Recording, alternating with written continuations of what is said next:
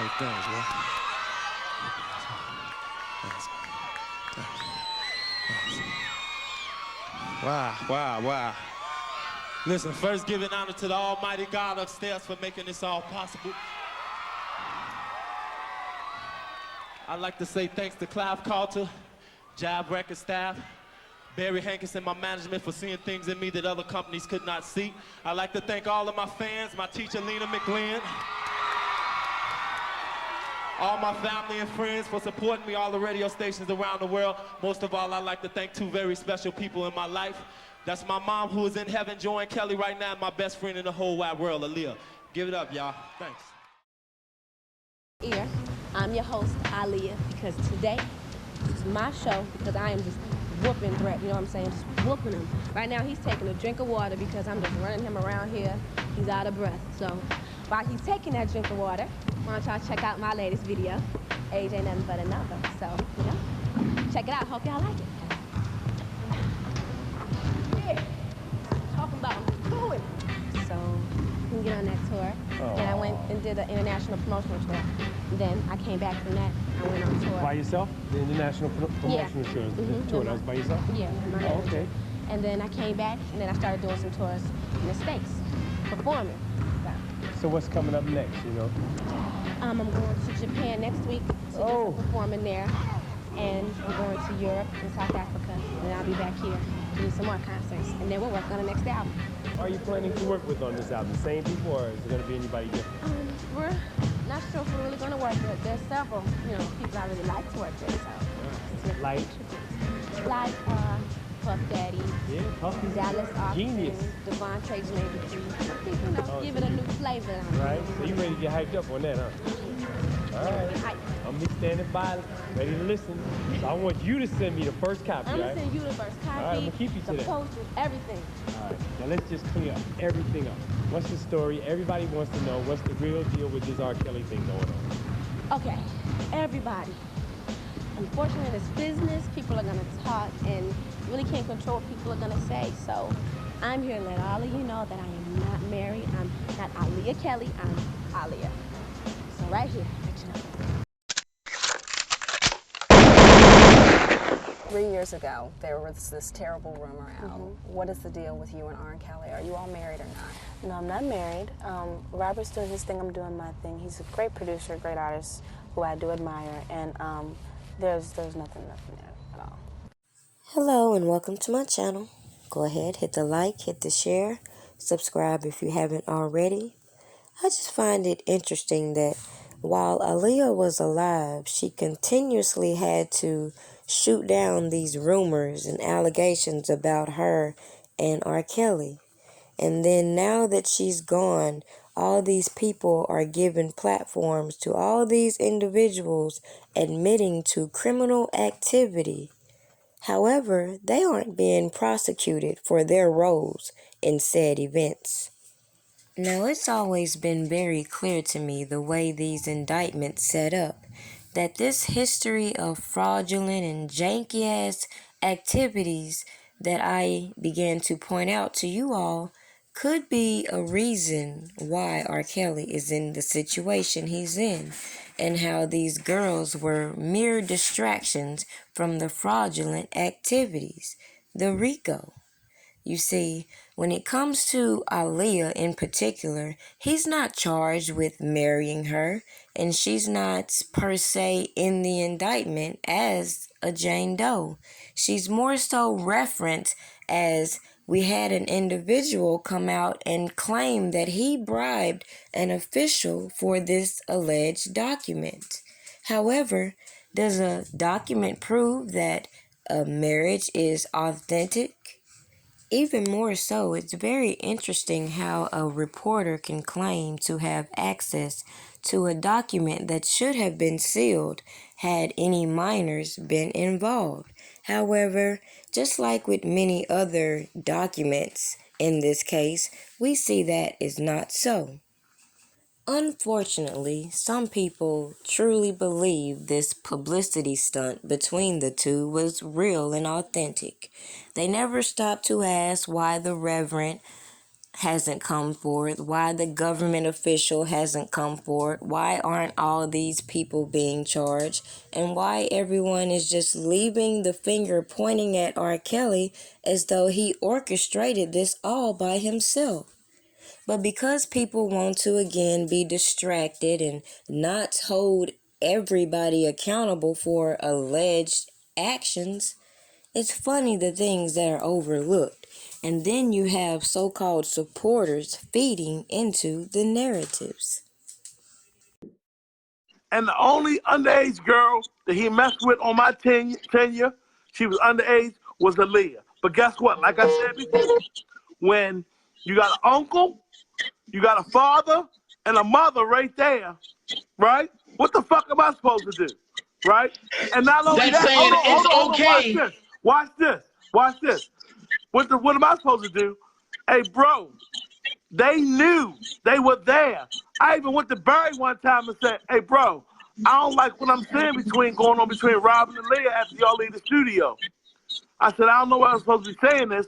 I put the company that I work for in jeopardy by losing the client, right? He goes, oh yeah, we know, we watching it. We know about it. I'd like to say thanks to Clive Carter, Jive Record staff, Barry Hankinson, my management, for seeing things in me that other companies could not see. I'd like to thank all of my fans, my teacher, Lena McGlynn, all my family and friends for supporting me, all the radio stations around the world. Most of all, I'd like to thank two very special people in my life. That's my mom, who is in heaven enjoying Kelly right now, and my best friend in the whole wide world, Aaliyah. Give it up, y'all. Thanks. Now, it would be foolish to think that a conversation that could have been taken out of context has led to a deceased person being included in this whole charade, rather than looking at the fact that a specific individual has come out saying that I went to the record labels and told them this and that I did this and that it was Daryl McDavid's plan, that we cannot confirm that R. Kelly even knew about this little arrangement. All this is common sense things to come to mind instead of entertaining the fact that, again, if something did or did not happen this long ago, the lady is deceased now, therefore she cannot be added to an indictment. Now, as far as the bribery, I feel like those people doing those specific actions should be held accountable for those actions, not Robert Kelly. And it's making me think everything I've seen earlier up until this point has been fake. Like P. Diddy leading the charge, telling us to vote, die. But then on the next end, going on goddamn podcast, talking about how he want to party with people and getting all close up on them, making me feel uncomfortable.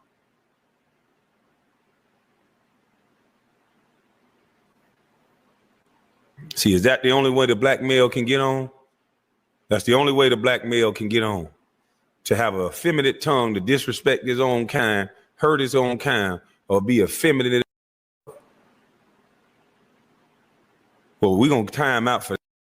You must about vote or die. You can kill that noise. We want trade schools for these black boys. We tired of you building your prisons off the dysfunction of these black males. We tired of you talking about everybody else but these black boys, that 2 or 3 dropping in damn near every city. We want black male reparations now. And to not be scared and to do something. Why have we never had our own black political? We're doing it now. I don't care if it's just 1,000 of us. It's 1,000 real ones, which it should be millions. It should be every person that's a part of the community. Sound to me like you think we're on the verge of a civil war. If Trump gets elected, I really do believe in my heart there'll be a race war. I did not come to play with you hoes. I came to slay, bitch.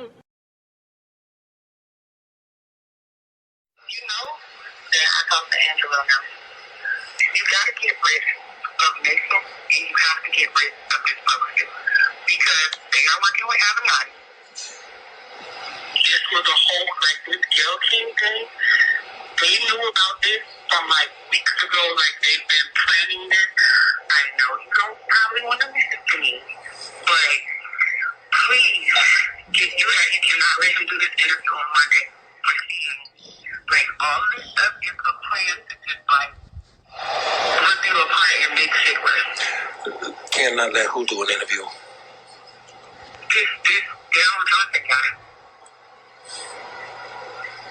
The guy who's supposed to be like the publicist or whatever. Rip me apart how? Get you away. Rip me apart how? Like, it's just all stage. Like, I don't know. No. Just be specific. Be specific. Rip me apart how? I don't know the how. Okay, I want you to find out. I want you to find out how and let me know. I want to say I wasn't even talking to the guy for a full 60 seconds before Angelo starts texting me, threatening me. Okay, so you want to go on a nigga channel that only got 1,000 subscribers or whatever, and you want to talk shit. First of all, I was not talking shit. I mean, the problem is, anytime I go to any platform, at this point, they're going to ask me about Angelo Clary because of what's already been said. Because somebody asked me about you, and I wasn't even going to dog Angelo. That was not my intention. But when he started threatening me, talking about, oh, he's going to go on Tasha K, oh, he's going to do, like, for what? You always threatening somebody, blackmailing somebody. He was already mad at me because he claims that somebody told him or he got his hands on something that basically he was saying that when he was sending people in to infiltrate Rob's camp, that I told him the things that he was telling me. So he was already mad at me from like days before that.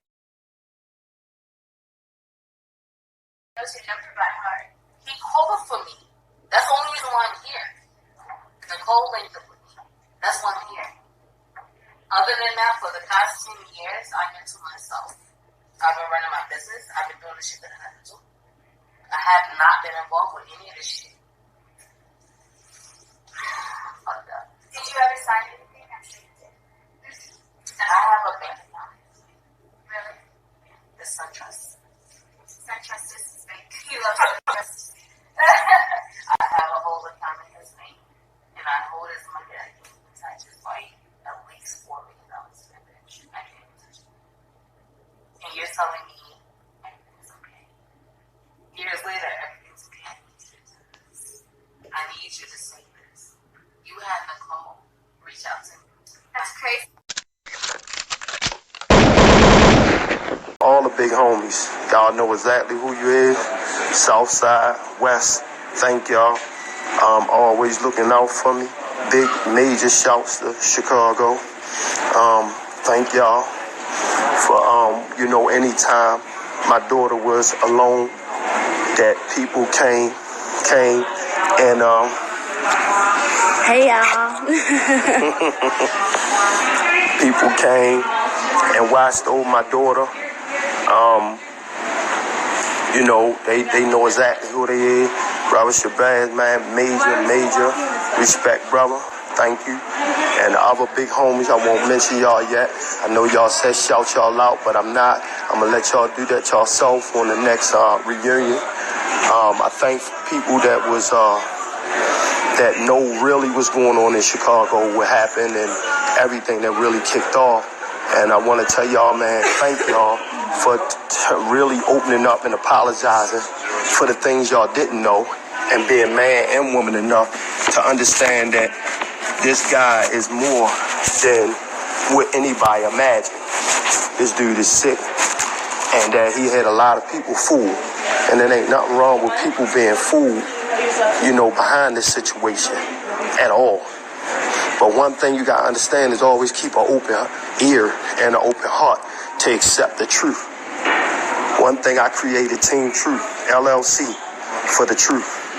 It wasn't putting out to make people look bad, to do nothing. It was to start cleaning up some of the controversy and bullshit that people put out about people. And that's not on the internet. I'm talking about on the streets as well as on the internet.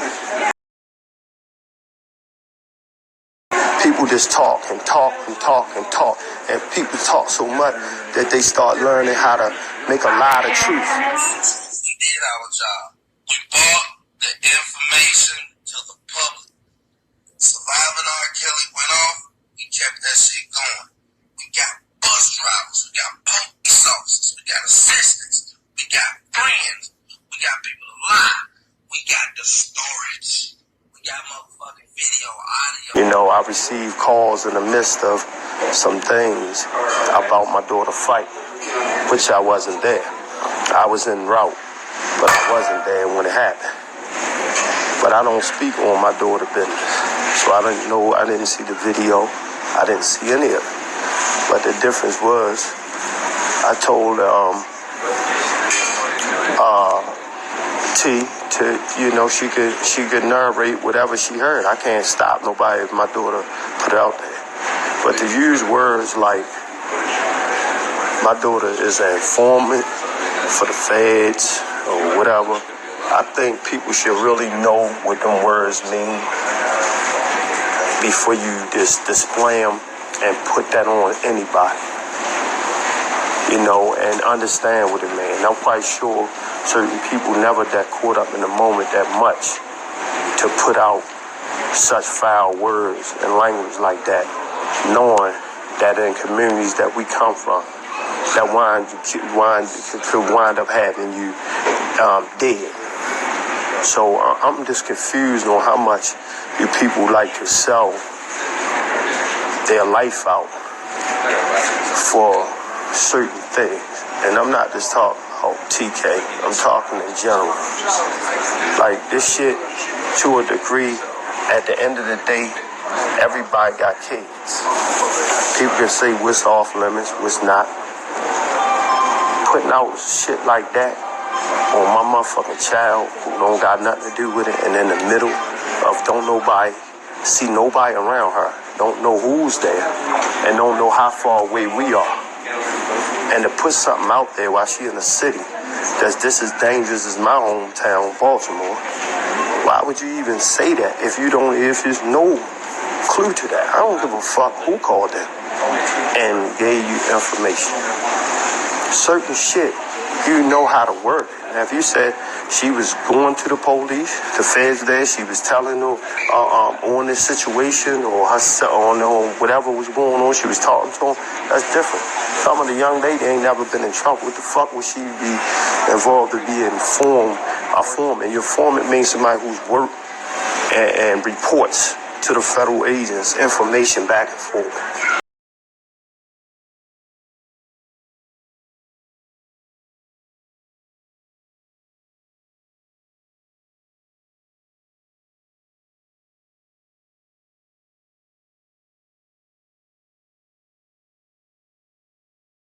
Trust nobody. I just looked at my wrist, I got time today. Fuck it, I'm crossing the line today.